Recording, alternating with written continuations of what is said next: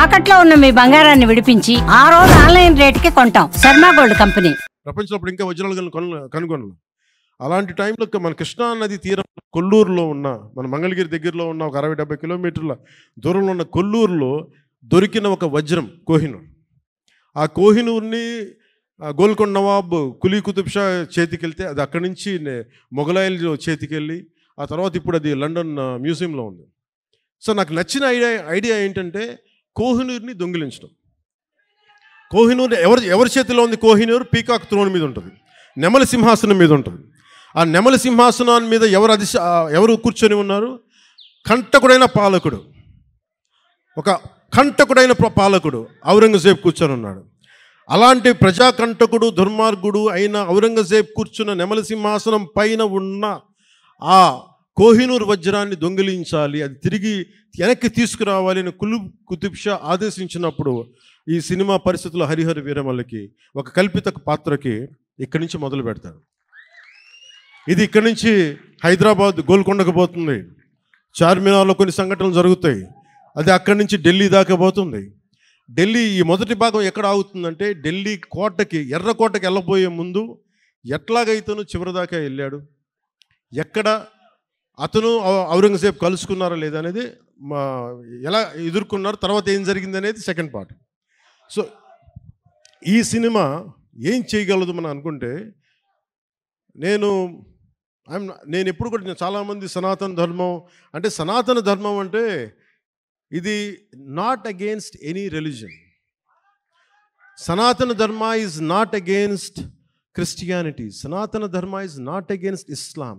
సనాతన Dharma is something which unites us all, అందరిని కలుపుకు తీసుకెళ్ళాడు. కానీ అలాంటి సనాతన ధర్మం అంటే మీరు చెప్పండి, అలాంటి సనాతన ధర్మాన్ని అంటే ఇమాజిన్ ఔరంగజేబ్ లాంటి పాలకుడు పరిపాలించే సమయంలో మనం ఊహించుకోగలమా? ఒక రోజున ఇదే భారత వనిలో, ఇదే భారత నాడులో నువ్వు హిందువుగా ఉండాలంటే జిజియా ట్యాక్స్ పే చేయాలి అని. అలాంటి సందర్భాలు ఉన్నాయి మనకి. నేనేమంటే I'm not against any kings, I'm not against Aurangzeb, I'm not against any Mughal ruler. నేనేమంటే తప్పులు జరిగినప్పుడు అన్ని సమానంగా తెలియజేయాలి. మనకి చాళుక్యుల గురించి తెలుసా, మనకి పాండ్య రాజుల గురించి తెలుసా, విజయనగర రాయలు మన రాజ్యం గురించి తెలుసా, మనకి మన హిస్టరీ బుక్స్లో more about Mughals and less about other Kings. So ఈ సినిమా ఏం ఎక్స్పోజ్ చేస్తుంది అంటే, ఈ సినిమా ఈ ప్రాసెస్లో కోహినూర్ని తెచ్చే ప్రాసెస్లో హీరోకి జరిగే కొన్ని సంఘటనలు ఏం జరుగుతాయి అంటే జిజియా ట్యాక్స్ పే చేయడం.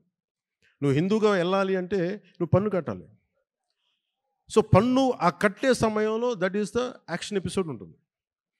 అంటే ఒక రిలక్టెంట్ వారియర్, యుద్ధంలో పాల్గొనాలని లేదు వాడికి, ఎదుర్కోవాలని లేదు, తన బతకాలనుకునేవాడు. అలాంటి వ్యక్తికి ఎలాంటి పరిస్థితులు వచ్చినాయి, ఎలా తిరగబడ్డాడు, ఆ కోహినూర్ వజ్రం వెళ్ళే ప్రాసెస్లో ఏమేమి జరిగినాయి, అది బేసిక్గా ఈ ఫస్ట్ పార్ట్ కథాంశం. సో మేము కోరుకున్నది ఏంటంటే, ప్రత్యేకించి నేను ఎందుకు డిజైన్ చేసిన యాక్షన్ సీక్వెన్స్ అంటే, నాకు పోరాటాలు చేసేటప్పుడు ఒక్కడిని కొడితే 10 మంది చెల్లా చెదురు పడిపోవడం నాకు నా రేషనల్ మైండ్కి, నా లాజికల్ మైండ్కి ఇబ్బందిగా ఉంటుంది. ఇంకా నేను మార్షల్ ఆర్ట్స్ చదివాను, దాని ఫిలాసఫీ చదివాను, నేర్చుకున్నాను, ప్రాక్టీస్ చేస్తాను. ఈ మధ్యన పాలిటిక్స్కి వచ్చి వదిలేశాను, కానీ లేదంటే నేను రెగ్యులర్లీ ఎస్క్రీమ్ అలాంటి మార్షల్ ఆర్ట్స్ని ప్రాక్టీస్ చేస్తూ ఉంటాను. ఎందుకంటే నేను strong body with strong mind is essential for every human. ఇది నేను నమ్ముతాను. అంటే ఒక బలమైన శరీరం ఉండాలి, ఒక బలమైన మనసుతో పాటు బలమైన శరీరం కూడా ఉండాలి. ఇది నేను నమ్మేవాడిని మనస్ఫూర్తిగా. అందుకే నేను మార్షల్ ఆర్ట్స్ని చాలా బలంగా నమ్ముతాను. సో అందుకని నాకున్న సెన్స్ నాకేమనిపిస్తుంది, ఇలా చేద్దాం అంటే ఫైనల్గా ఆ ఎంటైర్ ఎపిసోడ్ ఎలా